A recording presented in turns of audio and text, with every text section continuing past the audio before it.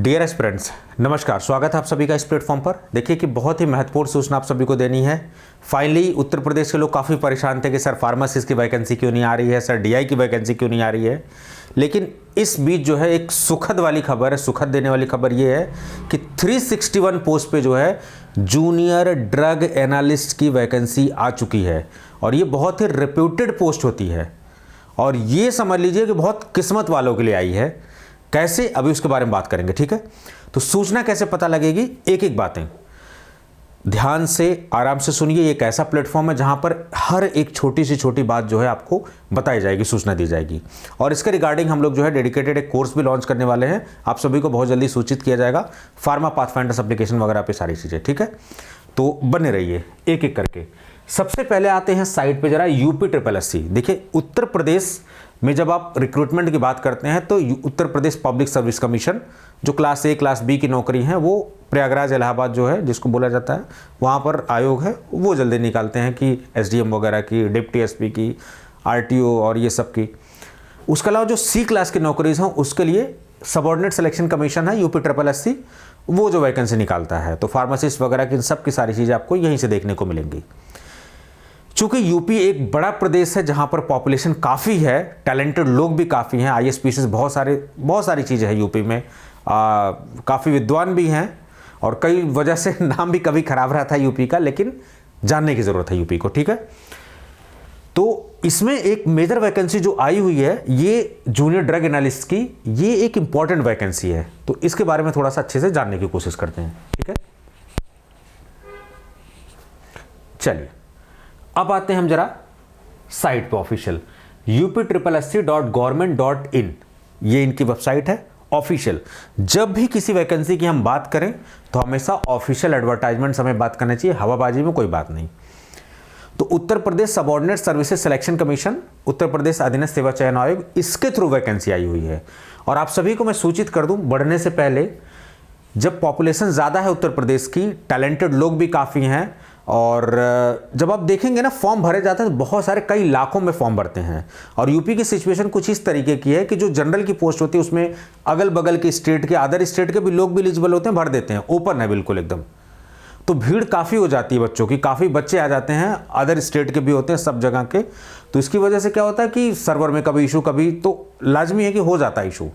तो सरकार ने सोचा कि क्यों ना एक OTR टाइप का सिस्टम बना जाए। आप देख रहे हो कि इंडिया में ना एक OTR सिस्टम बना हुआ है कि वन टाइम रजिस्ट्रेशन करिए और जितने फॉर्म आए भरते जाइए। उसी से रिलेटेड यहाँ पर उत्तर प्रदेश में एक एग्जामिनेशन होता है, PET का एग्जामिनेशन। तो जितने लोग इस UPSSC के थ्रू वैकेंसी आएगी, ज़्यादा ना हो, सुचारू तरीके से एग्जामिनेशन कराया जा सके, एक ही बार जो भीड़ होना है वो हो, सारी चीज़ें। तो PET का एग्ज़ाम लेती है यूपी गवर्नमेंट यहाँ पर, और उसमें जो स्कोर कार्ड जारी होता है, जो लोग क्वालिफाई होते हैं वो फर्दर वैकेंसी के लिए भर पाते हैं। यानी कि जो सारे लोग हैं, भीड़ बढ़ रही थी वो अब नहीं, ऐसी कुछ है, सेलेक्टेड लोग, ठीक है।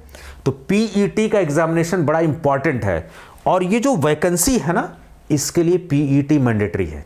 अब लकी देखिए कितने लोग हैं, आधे लोग, दुर्भाग्य है कि आधे लोगों को PET पता ही नहीं है और जिनको पता है वो 100% सीट ले जाने वाला है। तो चलिए एक एक करके बात करते हैं जरा। तो जब आप साइट पे आएंगे नोटिस बोर्ड पे, तो विज्ञापन संख्या 5 परीक्षा बाई 2024, ये एडवर्टाइजमेंट ऑफिशियल देखिए, ठीक। अब इस पर मैं एक एक पॉइंट को पढ़ता हूं, ठीक है। थोड़ा सा इसको देखते हैं हम लोग अच्छे से, एक बात। अब देखिए अंतिम तिथि 18 मई 2024 है, 18 मई 2024 ये लास्ट डेट है। ये सारी चीज़ें उसके बाद जो है सारी चीज़ें आप नहीं कर पाएंगे और एडिटिंग वगैरह सारी चीज़ें जो है वो 7 दिन के अंदर ये सब सारी चीज़ें जो है शुल्क वगैरह सब आप कर सकते हैं, ठीक है। उसके अलावा आप देखेंगे क्या लिखा हुआ है, कनिष्क विश्लेषक औषधि मुख्य परीक्षा हेतु अभ्यर्थी की शॉर्टलिस्टिंग हेतु प्रिलिमिनरी एलिजिबिलिटी टेस्ट PET 2023 के स्कोर के आधार पर की जाएगी। तो पहला डाउट आपका क्लियर कर रहा हूं कि कोई भी मुंह उठा के वैकेंसी नहीं भर सकता है, केवल वही भर सकते हैं जो जिन्होंने PET का एग्जाम दिया है। खाली फॉर्म भरने से नहीं, PET का एग्जाम देना है, क्वालिफाई कर रहा है, उसका स्कोर कार्ड आपके पास है, खास करके PET 2023 वाला जो जस्ट अभी पिछला हुआ है, ठंडी के टाइम पे जो हुआ था। तो PET 2023 वाला जो है स्कोर कार्ड मैंडेटरी है, सभी लोग इसको नहीं भर पाएंगे। तो देखो लिमिटेड हो गए, फार्मेसी में भी लिमिटेड हो गए, तो सिलेक्शन की वेरी हाई पॉसिबिलिटीज देयर। कुछ ऐसा ही हुआ था 3-4 साल पहले यूपी में जो है वैकेंसी टीचर्स की आई हुई थी 60-70 हज़ार, उसमें टेट मांगा हुआ था। तो यूपी टेट ही 1 लाख थे और 60-70 हज़ार वैकेंसी, तो जितने लोग टेट क्वालिफाई थे लगभग सब सिलेक्ट हो गए थे। समझ गए आप? तो यहाँ पर लक बहुत बड़ा फैक्टर है। चलिए अब देखिए, थोड़ा इंपॉर्टेंट मोटी मोटी बातें जो है आपसे मैं शेयर कर देता हूँ ये सब। तो पहली बात क्लियर हो गई कि पीईटी का एग्जामिनेशन जो कि उत्तर प्रदेश सरकार लेती है, यूपी SSSC लेती है, वो इम्पॉर्टेंट है। ठीक है, आप फार्मासिस्ट का दीजिए, आप इसका दीजिए, जो भी अगर आपको यूपी का फार्मेसी एग्जामिनेशन जनरली आपको देना अगर क्लास सी में, तो आपको पीईटी का एग्जाम देना पड़ेगा। तो जिन लोगों ने नहीं दिया आप अलर्ट हो जाइए कि पीईटी कुछ चीज़ है जिसको देना पड़ेगा हमें। ये चलिए, ये सब सारी चीज़ें हो गई। आवेदन की प्रक्रिया जाहिर सी बात है कि आप वेबसाइट से ही सब कुछ करना है, यहीं से अप्लाई होगी। ध्यान से आप पढ़ लीजिए, 18/5 इसकी लास्ट डेट है। सर्टिफिकेट खास करके अगर आरक्षण, देखिए आरक्षण वाला सिस्टम मैं बता दूं, यूपी एक ऐसा स्टेट है जो ओपन है। जनरल में आप बाहर से फाइट कर सकते हैं, लेकिन अगर ओबीसी हैं, SC ST हैं, कुछ भी है, रिजर्वेशन हमेशा राज्य के निवासियों को मिलता है। तो बाहर के लोग अप्लाई तो कर सकते हैं, अगर वो पीटी क्वालिफाइड तो भी कर सकते हैं, लेकिन रिजर्वेशन की पॉलिसी हमेशा राज्य के निवासी जो यहाँ के बासिंदे हैं उनको मिलने वाली है। बाहर के लोग एज ए जनरल फाइट करेंगे और बाहर के लोग एज ए जनरल ही ट्रीट होंगे, क्योंकि ये राज्य सरकार की वैकेंसी केंद्र सरकार की नहीं है। केंद्र सरकार की होती है तो आप अपनी सेम कैटेगरी भरते हो, लेकिन राज्य सरकार की वैकेंसी में रिजर्वेशन केवल उन्हीं निवासियों को मिलता है। तो आप अपना सर्टिफिकेट वगैरह जो है अच्छे से देखो। EWS सर्टिफिकेट 1 अप्रैल 2024 से 18 ये अंत तक के मध्य निर्गत जो कि वित्तीय वर्ष में ये सब सारी चीज़ सुनिश्चित करें। सर्टिफिकेट भी पुराना और घिसा पिटा नहीं होना चाहिए कि फॉर्म भरने के बाद आप दिखा रहे हो, ये सब चीज़ें नहीं होनी चाहिए, तभी जाके सही सब कुछ होगा। सिलेक्शन में ईच एंड एवरीथिंग मैटर्स। ठीक है, ये सब। चलिए, एप्लीकेशन जब आप भरेंगे तो सारी चीज़ें जो है आप फोटो वगैरह आप देख लेंगे कैसे है वो सब चीज़ें। एक डिक्लेरेशन जो है उस डिक्लेरेशन को भी आप भर के यहाँ पर उसमें सेवन प्रोसीड करेंगे सारी चीज़ें।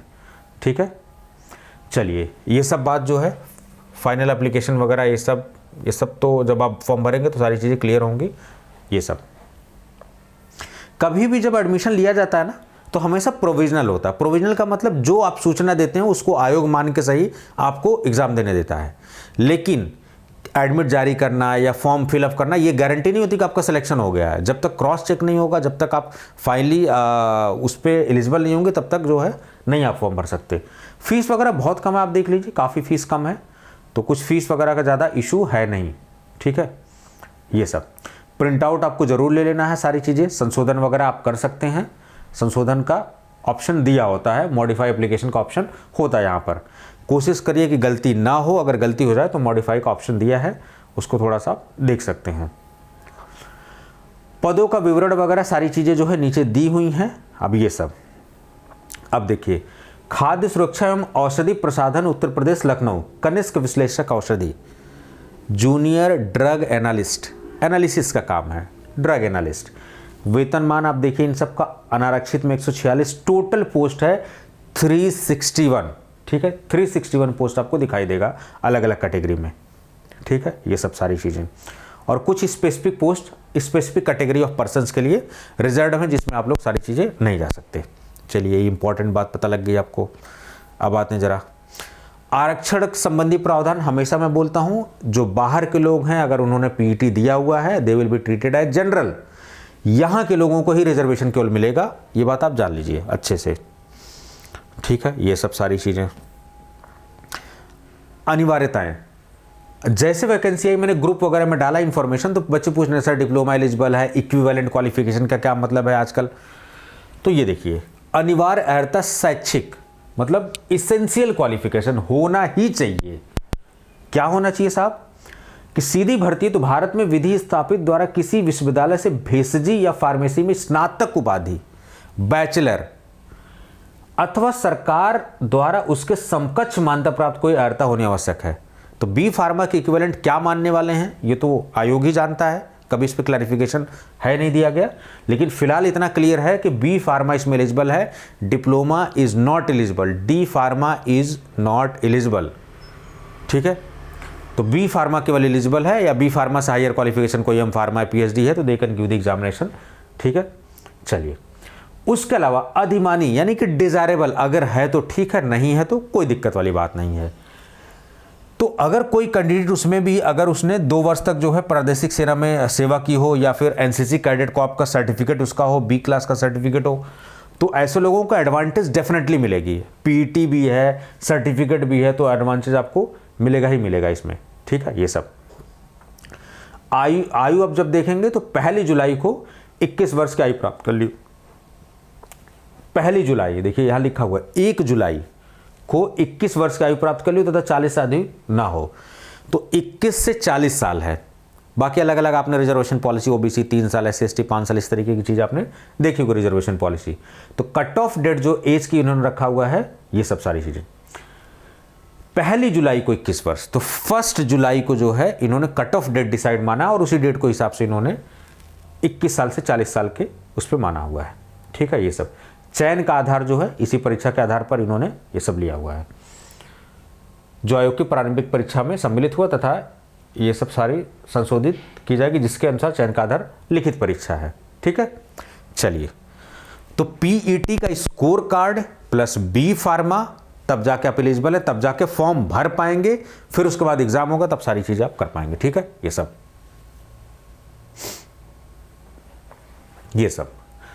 अब देखिए मुख्य जिसके अंतर्गत ये देखिए, अब ध्यान से पढ़िए, यहां पर नवीन आवेदन प्रक्रिया में द्विस्तरीय परीक्षा प्रणाली के अनुसार जिसके अंतर्गत मुख्य परीक्षा के लिए वही अभ्यर्थी आवेदन कर सकता है जो आयोग की प्रारंभिक परीक्षा में। कहने का मतलब पीईटी तो देना ही है, उसके साथ साथ यहां भी एग्जामिनेशन देना है। अभी उसको थोड़ा भीड़ कम हो जाएगी बच्चों के वहां पर, और ये सब सारी। ठीक है, लिखित परीक्षा हेतु परीक्षा योजना एवं पाठ्यक्रम, ये सब सारी चीजें जो है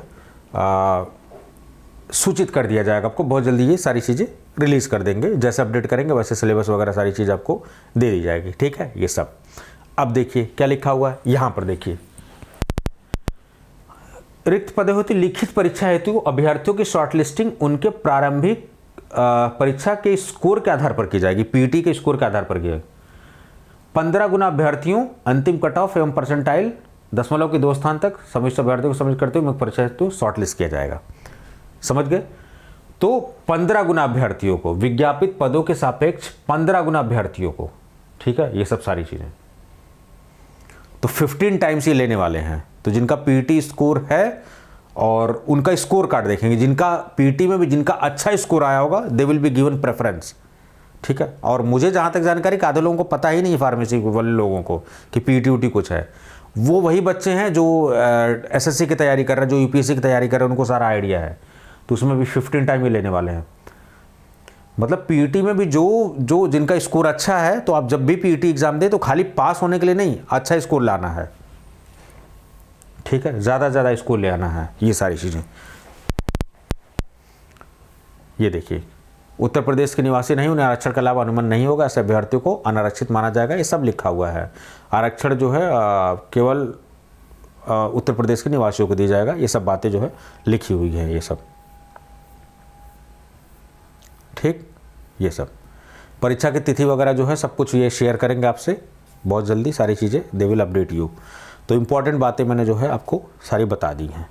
ये जाति प्रमाण पत्र का फॉर्मेट है, यही फॉर्मेट आपका होना चाहिए, क्योंकि उत्तर प्रदेश की वैकेंसी है तो केंद्र सरकार के गलती से जाति प्रमाण पत्र मत बना लेना आप, उत्तर प्रदेश। ठीक है, उत्तर प्रदेश वाला फॉर्मेट लगेगा क्योंकि यूपी गवर्नमेंट की वैकेंसी है। ठीक है, तो जाति प्रमाण पत्र 2 होता है, एक भारत सरकार का होता है, एक आपका राज्य सरकार का। तो राज्य सरकार की वैकेंसी तो राज्य सरकार, अगर भारत सरकार की वैकेंसी सेंट्रल होती तो फिर भारत सरकार का लगता। तो ये सब बातें छोटी छोटी हैं जो आपको पता होना चाहिए, यही फॉर्मेट आपको लगाना है। ठीक है, तो मेरे ख्याल से मेन सूचना आपको मिल गई। तो मेन क्राइटेरिया इनका क्या है? पीईटी एग्जामिनेशन, कोई भी मुंह उठा के नहीं भर सकता। B pharma is eligible, diploma is not eligible. जो पीईटी में टॉप स्कोरर होंगे वैकेंसी का 15 गुना, तो 361 × 15 कर लीजिए, उतने बच्चों को ये बुलाएंगे रिटर्न के लिए, फिर उन्हीं का रिटर्न लेंगे और उन्हीं में से वो क्वालिफाई कर लेंगे। ठीक है, ये सारी चीज़ें। तो देखिए कितने लकी हैं, वहाँ भीड़ है ही नहीं, बहुत सेलेक्टेड लोग हैं और ऑलमोस्ट ज़्यादातर जाएंगे, हो जाएंगे, आप देखना। तो ये बहुत लक वाली वैकेंसी आ गई है। तो इस वैकेंसी में जो सेलेक्ट होने वाले they are going to be very lucky. क्योंकि लक फैक्टर बहुत ज़्यादा इसमें रोल प्ले कर रहा है। आपकी मेहनत तो रंग लाएगी ही, लेकिन लक बहुत बड़ा फैक्टर, क्योंकि और लोग तो दौड़ से बाहर ऐसे ही हो गए हैं। ठीक है, तो आई होप कि आपको सारी सूचना मिल गई होगी। Thank you so much.